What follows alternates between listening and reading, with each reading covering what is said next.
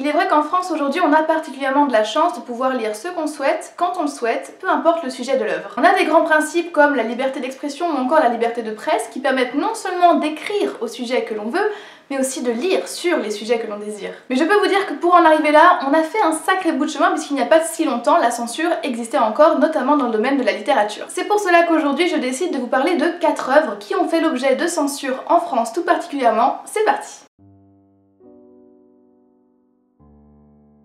Le premier livre dont je vais vous parler, il s'agit de Candide ou l'optimisme, publié en 1759 et écrit par Voltaire. On est dans une période de la France particulièrement tendue où la monarchie arrive à sa fin et où on se pose de grandes questions sur la démocratie et les droits de l'homme. Grand philosophe de l'époque, Voltaire écrit justement ce conte pour en faire une réelle critique sociale. Il y met justement en scène un protagoniste qui s'appelle Candide et qui, comme le nom l'indique, est extrêmement naïf et extrêmement positif dans un monde plutôt sur le déclin. Vous vous demandez certainement pourquoi un conte a priori inoffensif a fait l'objet de censure à l'époque, et bien tout simplement parce que Voltaire y fait une énorme critique de la société et surtout de la religion, ce qui bien sûr n'a pas plu à l'église. Voltaire avait d'ailleurs anticipé la censure de son livre bien avant sa publication puisqu'il avait décidé au préalable de le faire publier à Genève, en Suisse, là où la censure était moins forte qu'en France. Malgré tous les efforts de l'auteur, l'église est particulièrement rancunière et elle lui refusera des obsèques religieuses à sa mort en 1778.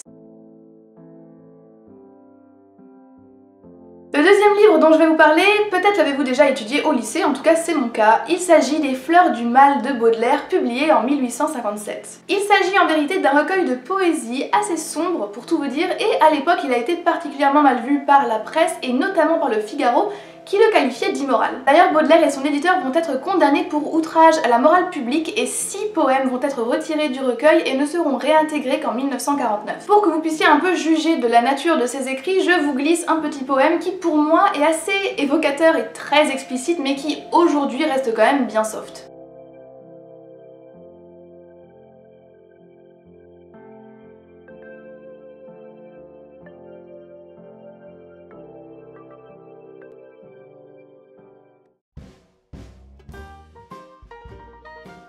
La troisième œuvre dont j'avais envie de vous parler, il s'agit de J'irai cracher sur vos tombes de Boris Vian, publié en 1946. L'histoire de ce livre se déroule dans le sud des États-Unis et on va suivre le protagoniste Lee Anderson qui va décider de dénoncer le racisme des blancs envers les noirs américains et surtout de venger son frère qui est mort lynché. Il est vrai qu'avec ce simple synopsis, on ne se doute pas que derrière se cachent énormément de scènes érotiques voire pornographiques et c'est d'ailleurs pour ça que Boris Vian a écrit ce livre sous le pseudonyme de Vernon Sullivan, mais tout le monde savait que c'était lui qui l'avait écrit. 3 ans après sa publication, l'œuvre va être jugée pornographique et immorale et elle va donc être interdite.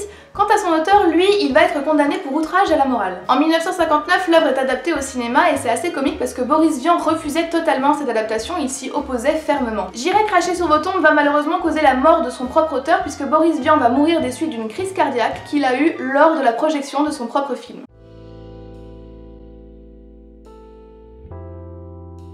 Aujourd'hui, on ne présente plus les œuvres du marquis de Sade, qui a d'ailleurs prêté son nom à l'expression être sadique, et vous allez vite comprendre pourquoi. Romancier et philosophe français du XVIIIe siècle, le marquis de Sade était également un athée convaincu et une personne qui ne se privait pas des plaisirs de la chair, ce qui lui a d'ailleurs valu plusieurs séjours en prison. Violence, abus de jeune femme, libertinage, il va passer 13 ans de sa vie en prison, notamment à la Bastille où il va y écrire 120 journées de Sodome. Le public est averti, les histoires de Sade sont un subtil mélange entre philosophie, violence sexuelle et pornographie. D'ailleurs, chez la plupart des personnages, le plaisir sexuel provient de la vision de la souffrance d'autrui. Et comme vous vous en doutez, l'œuvre va être très fortement contrôlée et censurée au XIXe siècle. Avec un petit peu de recul aujourd'hui, hormis le caractère très sexuel et sadique des écrits du marquis, on y retrouve également une grosse critique de la société de l'époque et une grosse critique politique. Et voilà, cette vidéo est terminée, j'espère qu'elle vous aura plu. En tout cas, si c'est le cas, je n'hésiterai pas à faire d'autres vidéos du même type, mais sur d'autres livres et peut-être à une échelle un petit peu plus grande. Pourquoi pas les livres qui ont été censurés dans le monde entier, ce serait assez drôle à voir, je pense. Si vous avez lu ces livres ou si vous avez envie de les lire, n'hésitez pas à me le dire dans les commentaires, je me ferai un plaisir de vous répondre. En attendant, je vous dis merci d'avoir regardé cette vidéo jusqu'à la fin et je vous dis à très bientôt pour une nouvelle vidéo. Bye bye!